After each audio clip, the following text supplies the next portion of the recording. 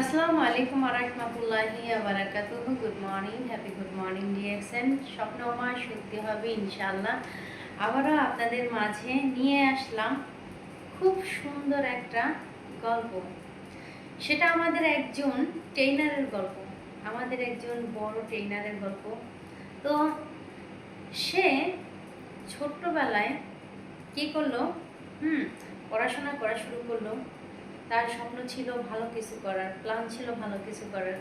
তো সে কি করলো, যখন স্কুলে পড়া শুরু করলো, সে ভাবলো সে হয়তোবা কোনো না কোনো একটা গাড়ি চয়েস করছে। তো গাড়ি চয়েস করছে, তো সে চিন্তা করলো যে এই গাড়িটা আমার চাই। আমি কলেজে ওঠার শুরু থেকে যাতে এই গাড়িতে করে আমি কলেজে আসতে পারি। তো তার মনের ভিতর প্ল্যান ছিল। তো সে ভাবলো যে আসলে কি করলে, কিভাবে করলে আমি আসলে এই গাড়ি কিনতে পারবো, আমি নিজেকে ডেভেলপ করতে পারবো, নিজেকে চেঞ্জ করতে পারবো, এরকম অনেক কিছু সে ভাবতেছিল।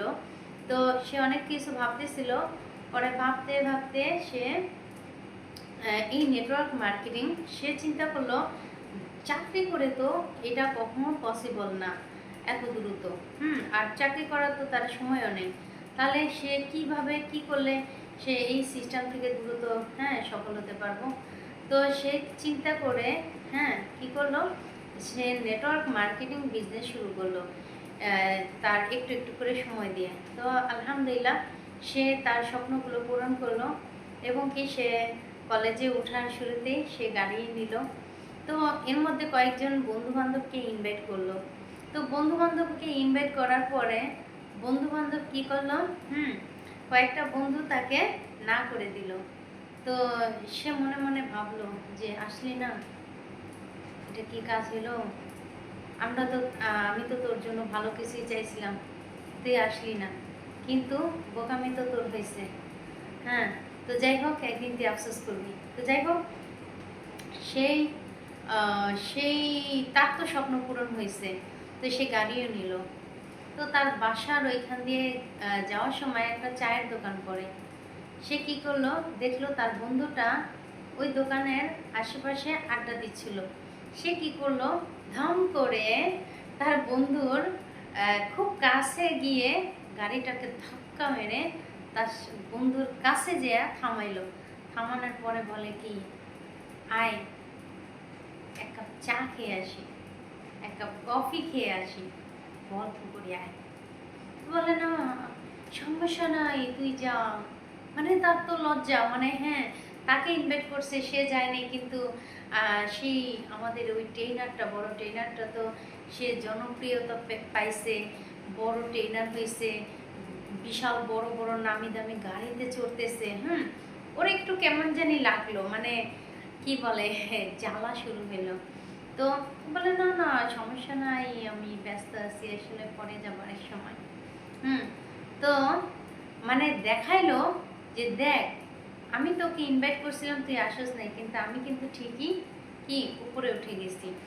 তো আরেকটা কথা, তারই একটা চাচাতো ভাই, সে কি করলো, মানে ট্রেনিং করে আসার সময় ট্রেনিং করতে আসবে আর কি। তো ট্রেনিং করতে আসবে, ভুল হয়েছে, ট্রেনিং করাতে আসবে আর কি। তার ওই সময় তার চাচাতো ভাইয়ের সাথে তার দেখা হইলো রুমের ভিতরেই, একই বাড়ি হয়তোবা। তো দেখতেছে সে বসে বসে তার চাচাতো ভাই গেমস খেলতেছে। পরে বলে কি যে, তুই এই যে সময়টা নষ্ট করতেছিস গেমস খেলে। সে অনার্সে সম্ভবত না, ডিপ্লোমা পড়াশোনা করতেছে সম্ভবত, অতটা খেয়াল নেই, এরকম কিছু হবে। তো নয়তোবা অনার্স কমপ্লিট করতেছে, এরকম কিছু একটা হবে। তো যাই হোক, সম্পূর্ণটা মনে নেই। তো সে গেমস খেলতেছে, পরে বলতেছে, তুই জানিস তোর বাবা মা তোকে, তখন তার বয়স 25 বছর, তো বলতেছে তোর বাবা মা এই 25 বছর তোকে না পুষে যদি একটা ছাগল পুষতো, তাহলে ওই ছাগলে আরো 4-5টা করে বাচ্চা দিত, তারপরে ওই বাচ্চাগুলো বড় হইতো, আবার আরো বাচ্চা দিত, এরকম করতে করতে যদি একসময় একটা ছাগলের ফার্ম হয়ে যেত, বড় ফার্ম। তো তখন কিন্তু মাসে কমসে কম, আমার অত ক্যালকুলেটারের হিসাব জানা নেই, তারপরও ধরলাম প্রতি মাসে কিন্তু 2 লাখ টাকা আস্তে আস্তে করে 25 বছরে যদি শুরু করতো ওইভাবে একটা ছাগল দিয়ে, আজকে ওই ছাগলের থেকে আস্তে আস্তে করে 25 বছরে এই অবধি বিশাল বড় কয়েকটা ফার্ম দিতে পারতো, এবং কি সেই জায়গার মধ্যে এই ছাগলগুলোতে অনেকগুলো দুধও দিত, এবং কি এই ছাগল বিক্রি করে টাকাও ইনকাম হইতো।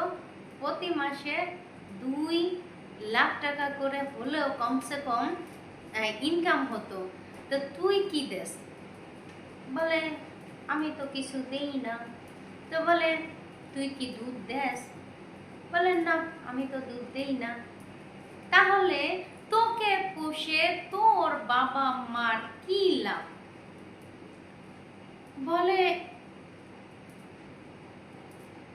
হ্যাঁ, তাহলে আমার জন্মটাই কি বৃথা?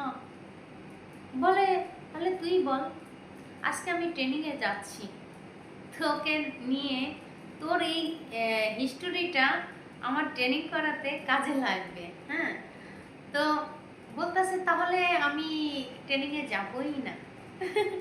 তুই গেলেও আমি তোর কথাটা বলবো আজকে, না গেলেও তোর কথাটা বলবো আমি আজকে। তো কথা হচ্ছে গিয়ে এই